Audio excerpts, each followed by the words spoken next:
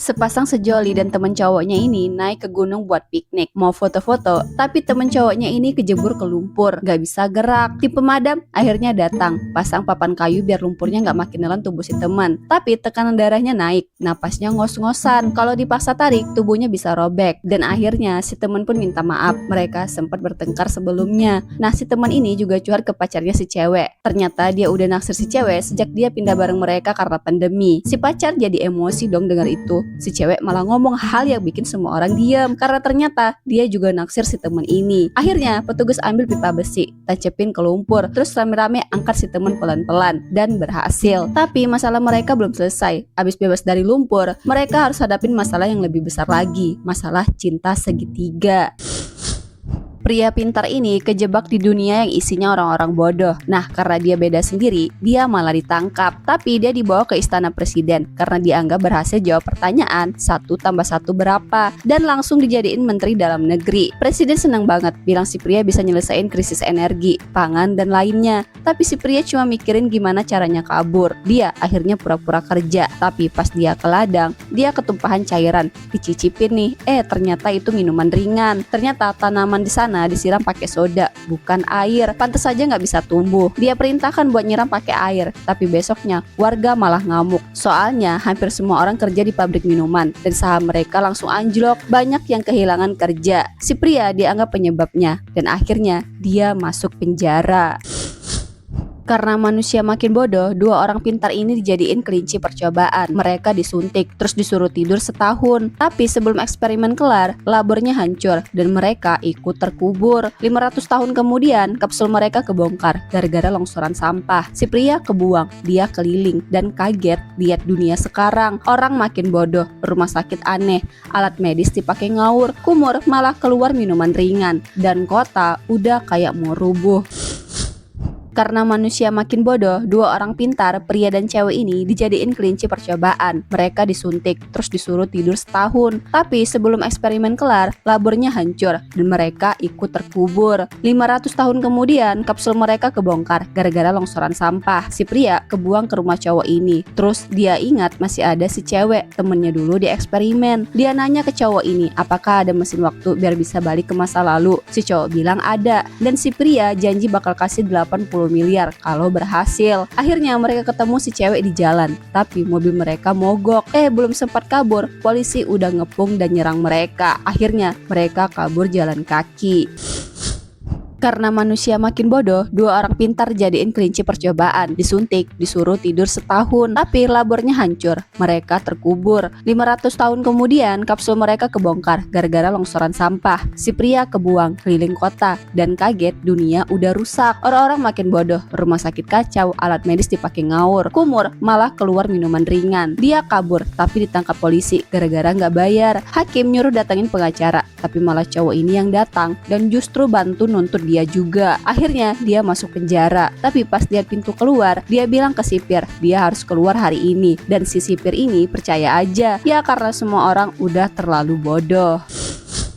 Karena manusia makin bodoh, 2 orang pintar, cewek dan cowok ini jadi kelinci percobaan. Mereka disuntik, terus ditidurin selama setahun. Tapi tiba-tiba labornya hancur, mereka ketimbun dan baru kebongkar 500 tahun kemudian gara-gara longsoran sampah. Ternyata pas mereka bangun, dunia udah dipenuhi orang-orang bodoh. Si pria nyari mesin waktu buat balik ke masa lalu, tapi yang mereka temuin cuma mobil mainan. Akhirnya mereka mutusin hidup di masa itu. Si pria jadi presiden dan dia punya 3 anak sama si cewek. Dunia emang gak jadi hebat-hebat amat sih, tapi setidaknya udah balik lebih waras. Di zaman ini orang pintar gak mau punya anak, sementara yang kurang pintar makin banyak keturunannya. Akhirnya dunia dipenuhi orang bodoh. Buat ngatasin masalah makin nurunnya kecerdasan manusia, militer bikin eksperimen rahasia. Ada 2 orang yang dijadiin kelinci percobaan, pria cerdas ini sama cewek cerdas ini. Mereka disuntik terus disuruh tidur selama setahun. Tapi sebelum eksperimen kelar, pimpinan proyeknya malah kena skandal, masuk penjara, terus labnya dihancurin. Dan 2 orang ini akhirnya ikut terkubur dan dilupain.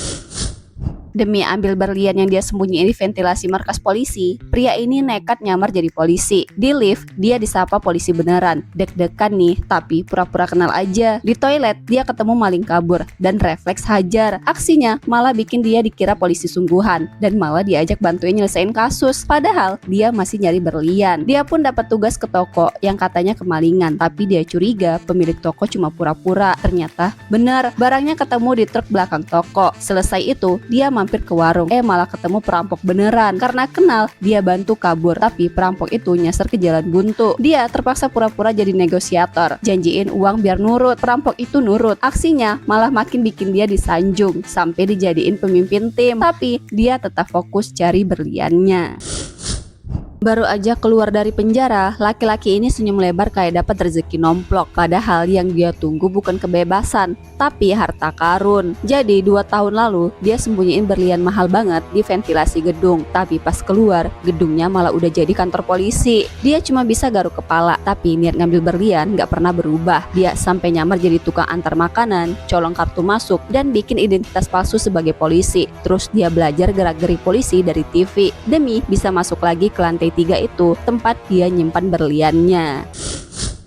Demi ambil berlian yang dulu dia sembunyiin di ventilasi markas polisi, perampok ini nekat nyamar jadi polisi. Karena pernah punya pengalaman jadi penjahat, dia malah cepet nangkep penjahat, mulai dari perampok sampai bandar narkoboy. Gara-gara itu dia pun naik pangkat dan dijadiin pemimpin. Pas berliannya udah mau dia dapetin, mantan temennya kabur bawa berlian itu ke luar negeri. Polisi nggak bisa ngejar, tapi dia nekat kejar sendiri. Mobil si pengkhianat jungkir balik, dia ambil senjata, beresin semuanya. Identitas aslinya akhirnya ketahuan, tapi udah terlambat. Dia udah di luar jangkauan hukum, polisi nggak bisa nangkap dia. Berliannya pun akhirnya nyampe di tangan dia. Dia jadi kaya, lalu ngilang tanpa jejak.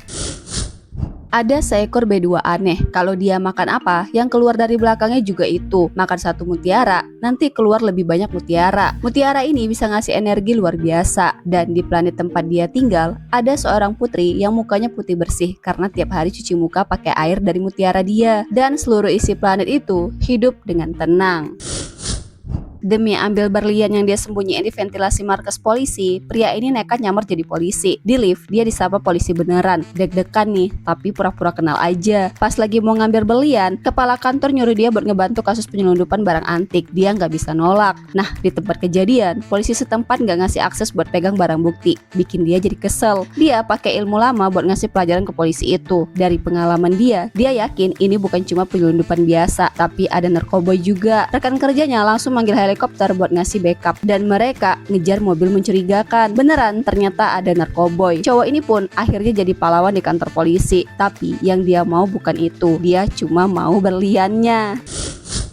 Karena terlalu pintar di dunia yang isinya orang bodoh, pria ini ditangkap karena nyaranin siram tanaman pakai air, bukan pakai minuman ringan lagi. Dia dipenjara dan dilempar ke arena pertarungan. Kakinya dirantai sama batu gede. Dia harus lawan 2 orang sekaligus. Orang-orang lemparin sampah ke dia, pengen lihat dia kalah. Tapi karena dia lebih pintar, dia bisa ngalahin 2 lawannya. Tiba-tiba muncul orang baru bawa senjata, makin bahaya. Pas itu, untungnya cewek yang juga pintar ini ngeliat tanam-tanaman udah mulai tumbuh karena disiram pakai air sama si pria. Si cewek buru-buru ke tempat si pria, bawa bukti ke presiden. Tapi presiden gak percaya. Akhirnya mereka bayar fotografer buat siarin secara live ke layar gede. Baru deh orang-orang percaya. Si pria udah hampir mati, tapi untungnya presiden datang tepat waktu dan nyelamatin dia. Si pria pun diampuni. Baru bebas dari penjara, pria ini langsung senyum lebar. Bukan karena bebas, tapi karena pengen ambil berlian yang dulu dia sembunyiin di ventilasi gedung. Tapi pas dia keluar, gedung itu udah berubah jadi kantor polisi. Bukannya nyerah, dia malah nyamar jadi tukang antar makanan, colong kartu, sampai bikin identitas palsu biar bisa masuk lagi ke lantai 3. Pas udah berhasil nyamar dan naik lift, dia malah disapa polisi beneran. Deg-degan, tapi dia pura-pura kenal. Sempet lari ke toilet, malah ketemu maling kabur. Refleks, dia hajar maling itu. Aksinya bikin dia dikira polisi beneran dan malah diajak bantu nyelesain kasus. Padahal dia masih nyari berliannya yang hilang.